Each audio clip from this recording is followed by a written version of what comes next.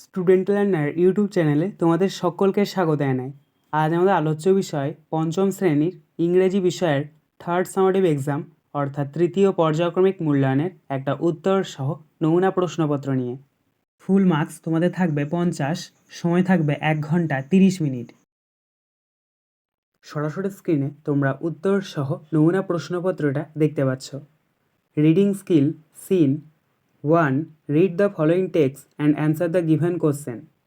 দেখো এখানে তোমাদেরকে একটা প্যাসেজ দিয়ে দেওয়া হয়েছে, এই প্যাসেজটাকে ভালো করে পড়ে নিতে হবে এবং নিচে যে প্রশ্নগুলো থাকবে সেই প্রশ্নগুলোর উত্তর এই প্যাসেজ থেকে খুঁজে নিয়ে লিখতে হবে। She is Begum Rokeya, a remarkable women whose efforts considerably changed the state of female education in Bengal. Her full name was Begum Rokeya Sakhawat Hossain. She was kind and generous to the disadvantaged women of Bengal and extended her helping hand to the poor and the helpless. She was the pioneer in setting up a school for the poor Muslim girls of Bengal. She strongly believed in the need of modern education for women. Begum Rokeya was born in an affluent Muslim family. Though she never went to school, Rokeya educated herself through her own interest and efforts. She learned Arabic and Persian at home and also received lessons in Bengali and English. Some great books written by her, both in Bengali and English, will be remembered forever. তো এটার বঙ্গানুবাদটা দেখে নাও।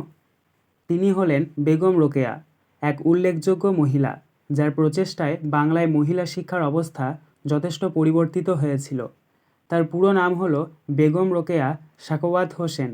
তিনি বাংলার সুবিধা বঞ্চিত মহিলাদের প্রতি সদয় ও উদার ছিলেন এবং দরিদ্র ও অসহায় মানুষের প্রতি সাহায্যের হাত বাড়িয়েছিলেন। তিনি বাংলার দরিদ্র মুসলিম মেয়েদের জন্য বিদ্যালয় স্থাপনে অগ্রণী ভূমিকা পালন করেছিলেন। তিনি নারীর জন্য আধুনিক শিক্ষার প্রয়োজনীয়তার ওপর দৃঢ় বিশ্বাসী ছিলেন। সমৃদ্ধ মুসলিম পরিবারে বেগম রোকেয়া জন্মগ্রহণ করেন, যদিও তিনি কখনো স্কুলে যাননি। রোকেয়া তার নিজের আগ্রহ এবং প্রচেষ্টার মাধ্যমে নিজেকে শিক্ষিত করেছিলেন। তিনি বাড়িতে আরবি ও ফার্সি ভাষা শিখেছিলেন এবং বাংলা ও ইংরেজি ভাষাও শিখেছিলেন। তার রচিত কয়েকটি দুর্দান্ত বই বাংলা এবং ইংরেজি উভয় ক্ষেত্রেই চিরকাল স্মরণীয় থাকবে। A. Complete the following sentence with information from the text 1:4 = 4. অর্থাৎ টেক্সট থেকে তোমাদেরকে শব্দ বেছে নিয়ে শূন্যস্থান পূরণ করতে হবে। প্রথম রয়েছে A, Begum Rokeya was born dash, এখানে আমরা শূন্যস্থানে বসাবো in an affluent Muslim family. B, she never went dash, এখানে আমরা দ্বিতীয় শূন্যস্থানে বসাবো to school. C wrote dash, এখানে আমরা তৃতীয় শূন্যস্থানে বসাবো some great books both in Bengali and English. D, her full name was dash, এখানে আমরা তৃতীয় শূন্যস্থানে বসাবো Begum Rokeya Sakhawat Hossain. B, find out words with similar meanings from the text 1:4 = 4। অর্থাৎ একই শব্দের অর্থ তোমাদেরকে টেক্সট থেকে খুঁজে নিয়ে লিখতে হবে। প্রথম রয়েছে এ, গিভিং ফ্রিলি, এটার একই মিনিং অর্থাৎ সিমিলার মিনিং হবে generous. B, in an unfavourable position, এটার একই মিনিং হবে ডিসঅ্যাডভান্টেজ। সি, পথ ব্রেকার, এটার সিমিলার মিনিং হচ্ছে পায়োনির। ডি, হ্যাভিং মানি, এটার সিমিলার মিনিং হচ্ছে in an affluent. Reading skill unseen 2. Read the following passage and answer the question given below. অর্থাৎ এখানেও তোমাদেরকে একটা প্যাসেজ দিয়ে দেওয়া হয়েছে, এই প্যাসেজটাকে পড়তে হবে এবং নিচে যে প্রশ্নগুলো থাকবে সেই প্রশ্নগুলোর উত্তর এই প্যাসেজ থেকে খুঁজে নিয়ে লিখতে হবে। One day a deer was eating grass in a forest. He was telling, "My horns are very nice, but alas, my legs are thin and ugly." Suddenly a lion chased him. He ran very fast and went into more dense forest, but he was unlucky. The deer's horns got stuck into the branches of a tree. He could not move ahead. The lion caught and killed him. A. Tick the correct answers from the given alternatives 1:3 = 3। অর্থাৎ সঠিক উত্তরটি তোমাদেরকে নির্বাচন করতে হবে। প্রথম রয়েছে A, the deer was eating straw, leaves, grass or paddy. এর অ্যান্সার হবে গ্রাস, অর্থাৎ হরিণটি খাচ্ছিল ঘাস। B, the deer had nice legs, horns, ears or eyes. এর অ্যান্সার হবে হর্নস, অর্থাৎ হরিণের ছিল খুব সুন্দর শিং। C, the horns got stuck into the branches, twigs, bushes or flowers of tree. Answer branches, অর্থাৎ হরিণের শিংগুলো গাছের শাখা প্রশাখার মধ্যে আটকে গিয়েছিল। B, write T for true and F for false statements in the given boxes 1 × 3 = 3। অর্থাৎ বাক্যটি সত্য হলে তোমাদেরকে টি লিখতে হবে আর মিথ্যা হলে এফ লিখতে হবে। A, the deer was happy with his horns, অর্থাৎ হরিণটা তার শিংগুলি নিয়ে খুবই খুশি ছিল। এটি হবে সত্য, তাই এখানে আমরা টি লিখেছি।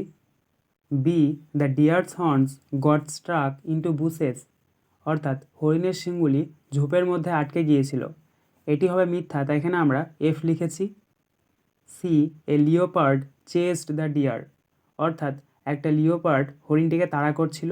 এটি হবে মিথ্যা, তাই এখানে আমরা এফ লিখেছি। C, answer the following question 1 × 2 = 2। A, why was the deer unhappy with his legs, অর্থাৎ হরিণটি কেন তার পা নিয়ে অসন্তুষ্ট ছিল। Answer, the deer was unhappy with his legs because they were thin and ugly, অর্থাৎ হরিণটি তার পা নিয়ে অসন্তুষ্ট ছিল কারণ তার পাগুলো ছিল পাতলা এবং কুৎসিত। B, how was the deer killed, কীভাবে হরিণ মারা গেল।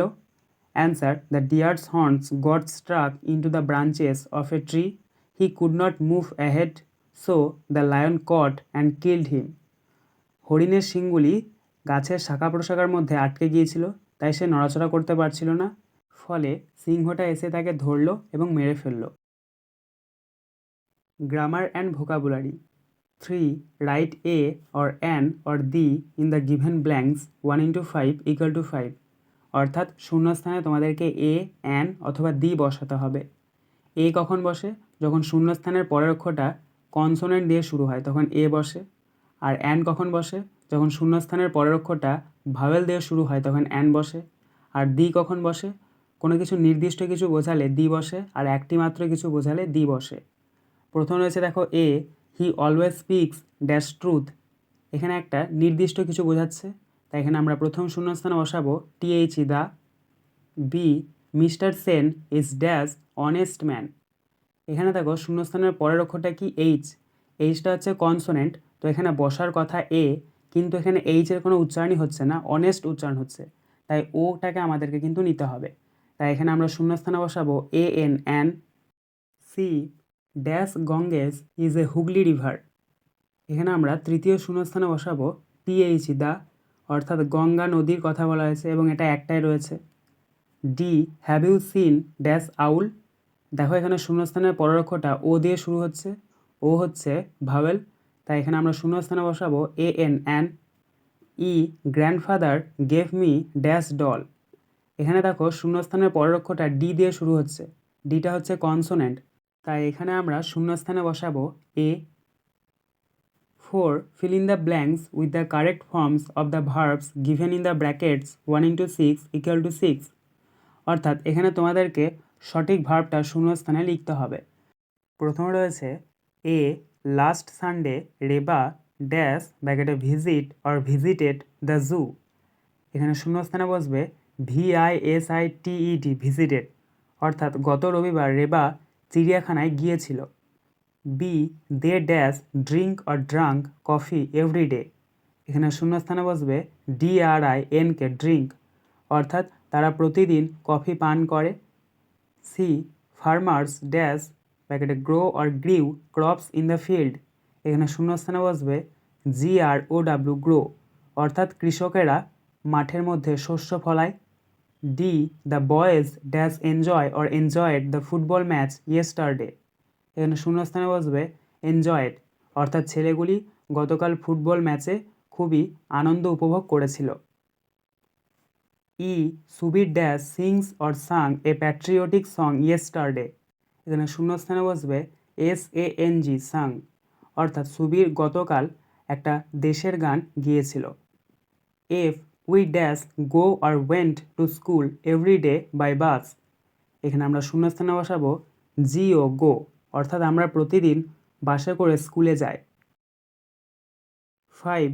Fill in the blanks with proper words from the help box 1 into 6 equal to 6, অর্থাৎ হেল্প বক্স থেকে শব্দ বেছে নিয়ে শূন্যস্থান পূরণ করতে হবে। A we have many dash places in our country, এখানে শূন্যস্থানে বসবে historical. B Kaberi was very dash when she saw the museum in Kolkata, এখানে শূন্যস্থানে বসবে excited. C there are many dash buildings in our town, এখানে শূন্যস্থানে বসবে huge. D they were dash when they return to their home town, এখানে শূন্যস্থানে বসবে happy. E keep away from the dash animals, এখানে শূন্যস্থানে বসবে ferocious. F there was a dash noise in the classroom just before the teacher entered, এখানে শূন্যস্থানে বসবে loud. 6.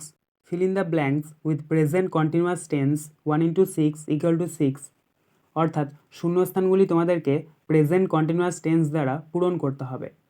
প্রথম রয়েছে দেখো A Rina dash study for her exam at the moment, তো এখানে আমরা প্রথম শূন্যস্থানে বসাবো আইএস ইজ এবং তারপরে লিখবো STU DY ING studying, is studying. কারণ দেখো প্রেজেন্ট কন্টিনিউয়াস টেন্স দিয়ে যখন তোমরা শূন্যস্থান পূরণ করবে তখন তোমরা প্রথমে ভার্বের সাথে অ্যাম ইজ অথবা আর প্লাস ভার্বের সাথে ING যোগ করবে, এবং একজন থাকলে ইজ বসবে, আই থাকলে অ্যাম বসবে, অনেকগুলো থাকলে আর বসবে, আর যেটা ভার্ব আছে তার সাথে ING যোগ করবে।